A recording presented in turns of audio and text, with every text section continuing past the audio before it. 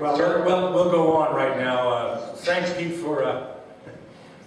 I always love turning him off. The Democrats are jamming the city. You can tell Pete, well, I love that power that time. Tom, I appreciate that answer. I can hear everybody back here. Yeah, it was a good one. When he used to slap me with a towel in the locker room, now I got it back. Of course, I always enjoyed going up to Rahm Emanuel, standing in his shower and talking to him, even though I didn't want to talk to him. He brings good points. The funding, and as I've been looking on what's going on as well, knowing how it works, and how it worked last term as well. To stop the spending it is impossible. They will stick with that. But on other things, like cap and trade, for instance, the largest tax increase in the history of the United States that went through, an energy tax, that will destroy our economy, that will reduce jobs significantly, that will put us in an indefensible position as a powerhouse in the world, even defending ourselves without the fuels and energy sources necessary. That has been stopped in the Senate. And people like Senator Jim Inhofe from Oklahoma, a crusader on that issue.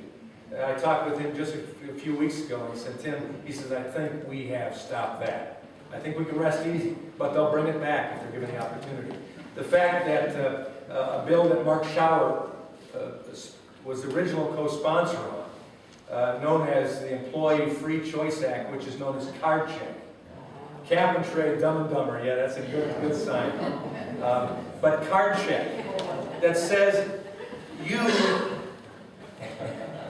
don't have the right to really say no to organizing a union, even if you don't want it. Because unlike what is required now of a free and private election, like we all believe is America, in any election, it ought to be free and private. No one should be looking over your shoulder and intimidating you.